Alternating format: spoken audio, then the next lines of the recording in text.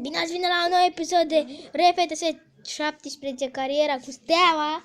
O să facem finala cea mare în UEFA Champions League.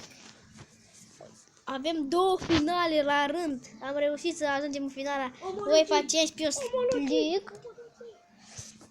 Și avem și vedem curios cu cine am picat. Trebuie să vedem câteva minute, vedem cu cine picăm în UEFA Champions League. Eu sunt Alex de Caru. Să vedem ce o să facem în UEFA Champions League. Va fi greu. Repede așa. Da, finala UEFA Champions League cu Chelsea. Am mai Denis Alibek, Bărbuț. Asta va fi echipa noastră. În afară că va intra William de Amorim. Achim schimbă cu Pintili. Tănase, Bărbuț. 5 milioane. Neoere Alibek. Și capitan pentru această cupă va fi Budescu. Lovitură libere. Bate Alibek. Să începem finala UEFA Champions League între Steaua și Chelsea. Meci gigantic. Vedem ce putem să facem. Uitați, cupa Champions League. Oameni buni, ce cupă avem în fața noastră. Prima oară când ajung în finala Champions League. Uitați echipa noastră. Ce frumos arată Steaua și Chelsea.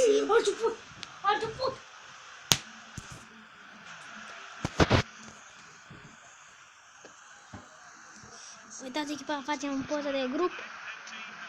Echipa Steaua cu Alibek în atac, William, Boldrin, Budescu, Pinti, Bărbuț și restul fundașilor.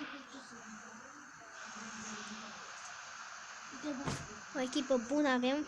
Putem începe partida. Chelsea Steaua în UEFA Champions League. Să începem. Moncilovic, William de Amorim, urcăm. William de Amorim, Budescu pasă pentru capitanul Budescu. Aud pentru Steaua. Moncilovic, William, Boldrin cu stângul. Direct în brațele lui Contraios. Portalul Chelsea bate scurt. Vedem recuperarea lui Boldrin. În fața golului Boldrin. UEFA Champions League. Ratare. Alibek. Și este gol. UEFA Champions League. Alibek marchează pentru finala cupei. Ce gol reușește Alibek. Din portare a sărit mingea, da, e golul lui Alibek. Să-i mulțumim lui Alibek pentru acest meci. Boldrin, Budescu recuperează bine pentru Alibek. Alibek. Moncilovic, Tamaș, ce greșeală, Bălașa. Pintili. Pentru Bărbuț, prea tare pentru Pintili. Bate Chelsea, Pintili, Budescu, trece Budescu de un jucător al Chelsea, Budescu pentru Alibek, Alibek cu stângul blocat, șutul Alibek, dar tot recuperează Alibek cu stângul blocat, al doilea șut. Vine Tamaș, Pintili.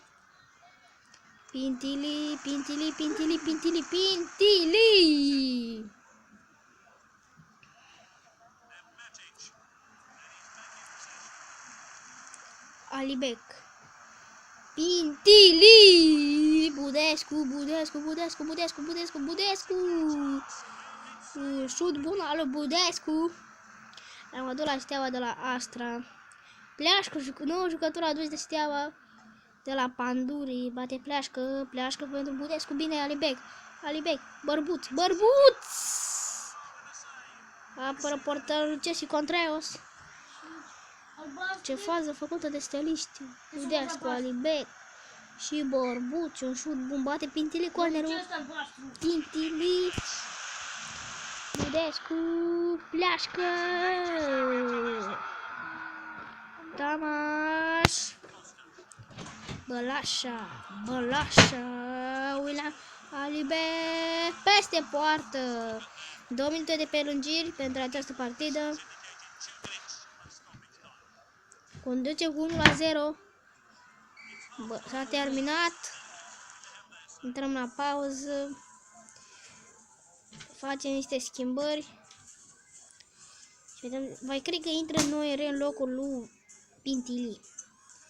Coboară Alibec. Budescu cu Alibec. Se schimbă. Cine bate la lovituri? Să o vedem pe Tamaș. Și Chelsea face schimbări. Vedem cine intră la Chelsea.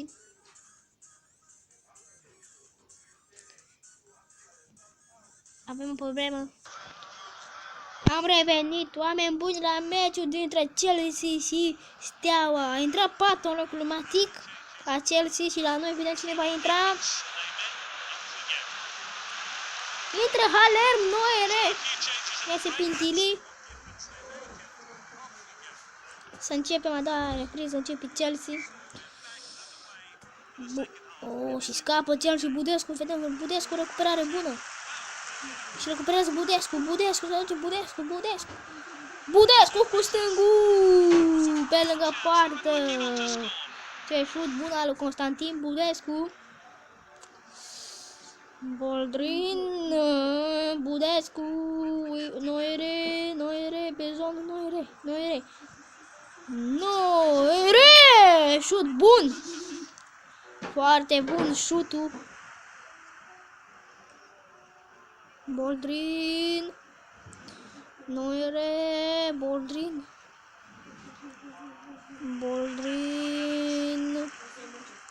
William de Amorim. Nu-i Halem, Noiere, oprește mingea, e penalti, mă, bun pentru Steaua. E penalti. Bate, să vedem Noiere în fața lui 2-0. Noiere, apără Contraos. Ce-a făcut Noiere cu capul, gol! Cupa e ca și câștigată pentru Steaua. Miracol, oameni buni. Noiere, ce bine a făcut faza Borbuț. Noiere cu capul și e 2-0 pentru Steaua împotriva lui Chelsea în UEFA Champions League. Borbuț.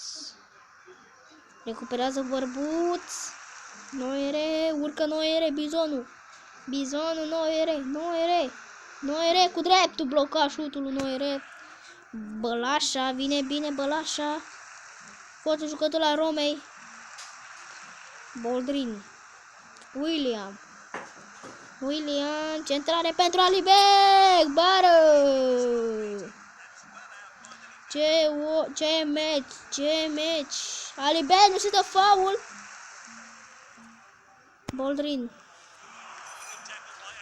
Boldrin, Alibec cu stângul, bloca șutul lui Alibec. Budescu, recuperare bună. N-a putut să recupere Tamaș. Alibec. Noiere, bară. Bara lui Noiere. Tamaș.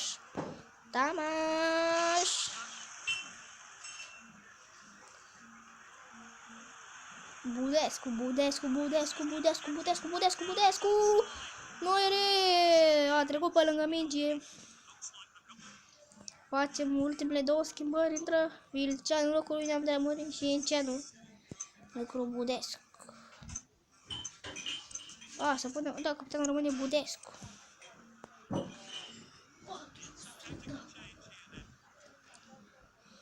Vedem dacă a câștigat finala UEFA Champions League și am câștigat.